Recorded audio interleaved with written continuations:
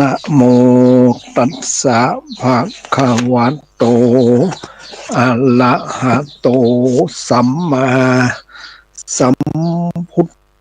ธัสสะนะมะสิอาการโลพุทโธอันว่าพระพุทธเจ้าตนประเสริฐกว่าโลกตั้งสามเตก็กะเตสิต่างพระก็เตสนายังเตวัตตุตังหาตั้นตังงานหลายจุงทอมทาดาฟังเพื่อให้เป็นสัจจังแน่แจ้งเฮือเป็นที่รู้แห่งงานสงสารทุกวันคืนกันกินกันอยู่ทุกผู้กู้ยิงใจอย่าปากันอยู่บทได้ปังเป่าปากันกึดเล่ายังงานตนอันว่าปีเดือนวันหากขับวนมหาแก่อันใจนั้นนานแต่หากว่าหนุ่มตีแต่ตาบ่ตาบ่อจุ่มมืดมัวแม่นว่าผมยังหัวก็งอกเขียวก็หลุดลายนางกายก็หดหูจักเป็น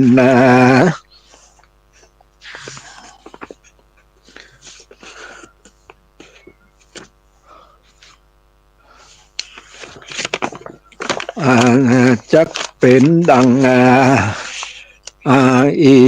กู้ยิงใจ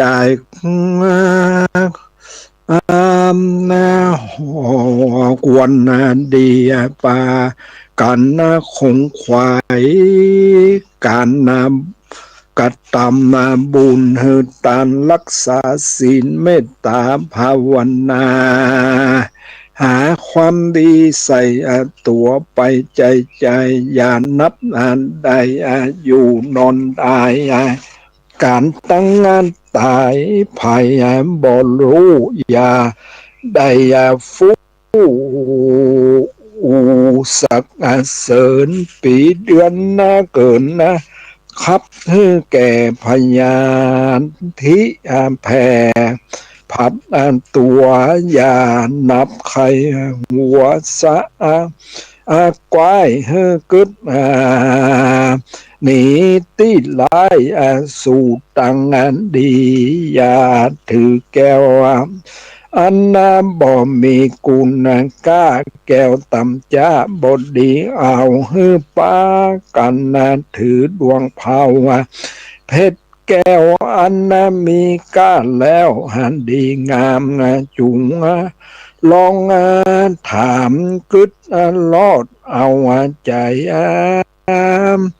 จอดหาดูยังหมูสัตว์น้อยใหญ่เพราะจาติเกิด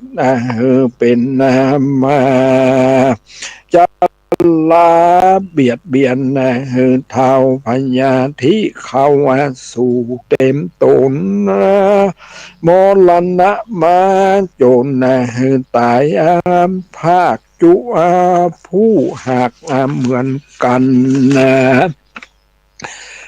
เสียงคนนั้นสะเศร้าตั้งเสียง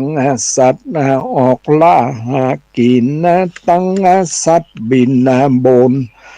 และเตียวย่างไผ่บ่อาจอยู่ข้างเน่านานการมัจจุลาดมาลอดก็จักตาย อันละอันต้อนตนนานตัวละเครื่องขัวขว้างไว้ฝูงหมูยาติให้วิงวอนสงสารจรลำบากบังเกิดทุกข์ยากงานหนักหนาดังพระสัทธาเป็นเจ้ากดเงื่อนเก้าเตสนาเป็นอานานาเป็นอาภาลเป็นว่าลาเป็นกัตถาว่าดังนี้หัมปิโขมหิจาติธรรมโมมิสาจาติธรรมโมอันติอนาติโตหัมปิโขมหิจะลาติธรรมโมจะลาติอนาติโตหัมปิโขมหิพยาธิธรรมโมพยาธิอนาติโตหัมปิโขมหิมรณะธรรมโมมรณะอนาติโตหัมปิ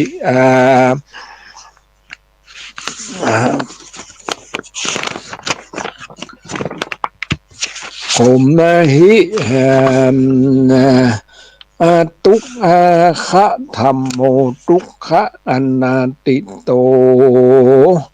หันนาทุกขะอนาติโตหันนาตะอัญญังกันละยานังกาโลมิกาเยนะวาจายะมนะสายะมะละนะสัตนะมละนะมละนะสติดังนี้หัมปิแม่นว่าตนแห่งอันเราและอันตนแห่งงานต้านจาติธรรมโมมีสามภาวะอันเกิดมาแล้วเป็นทุกข์เมื่อยามนานน้อยเป็นทุกขะค่อยเมื่อยามนานเด็กแดงฝูงมดแมงมาตอมนานตายก็บ่จางลายและคัดหนีมาเป็นตุกขีบทจ้างปากเป็นตุกยากเมื่ออยามการเป็นเมื่อยามการตุกเน่านานหัดย่างตุกเสพสร้างหากินเป็นตุกเมาวินพัดแผ่ยามเมื่อพ่อแม่พัดภาคมาเป็นตุกลำบากด้วยกรรมนั้นดาบุปกรรมดาทุกกรรมว่าบุกอันติอันเปิ้นมาคำขาลาวีอยู่ใจอันนาติโตก็บ่มีที่จักป้นไปได้เพราะจาติธรรมโมนันอาศัยเกิดเป็นมาทุกขาล้ำบากนั่นแหละหัมปิโขมหิอันว่าตัวแห่งเราก็เป็นดังนี้แต่จริงอันแหละหัมปิโขแม่นว่าตนแห่งเราและอันต้านจะลาติธรรมโมมีสามภาวะอันเกิดมาแล้วก็เฮือนเท่าแก่คำสลามีอนาตาอันเหี่ยวสำนังก็มายาน ตาก็ฟังมัวมืดลมคืนจืดสันหลังกินมังสังก็หดหูยำเมื่อปากฟู่ก็บ่ปุ่นได้ฟังมือก็มาถือไม้เต้ายะมายังกลมเกาหลังโกสังมาเป็นทุกโค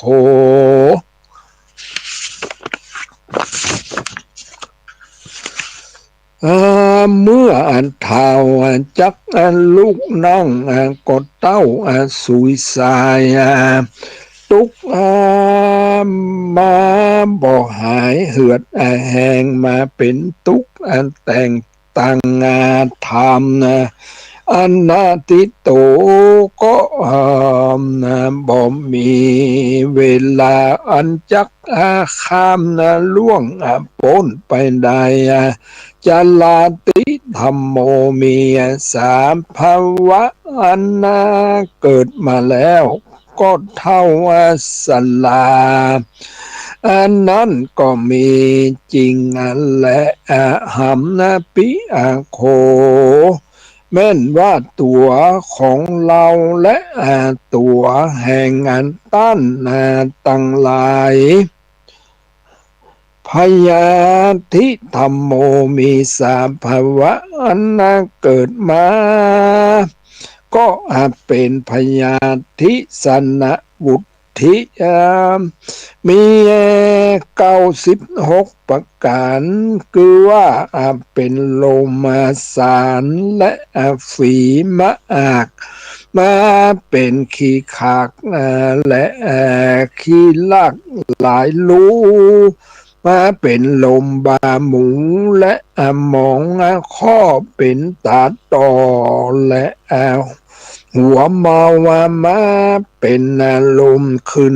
เสาลงเสาและลมสะอื่นเป็นลมปิก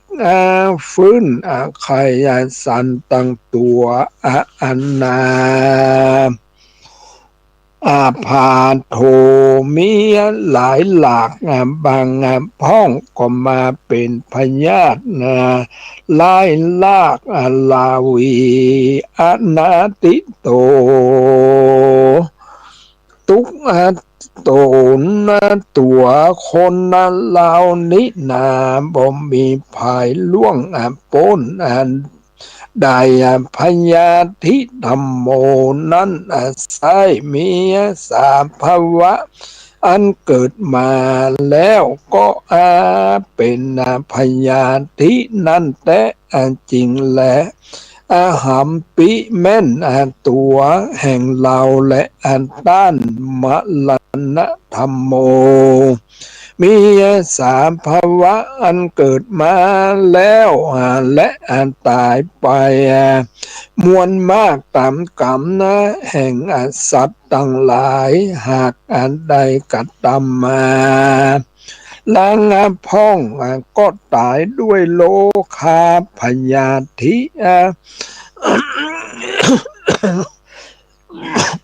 พ้องก็ตายด้วยตั้นขาฟาดฟันแต่งพ้องก็ตายพ้องก็ไปแอวแสวงหากินในป่าเสือไล่ล่าขบตนพ้องก็เกิดกังวลอนตรายบ่เหือดพ้องก็ตายกิ้งเกือกตกวางพ้องก็ตาย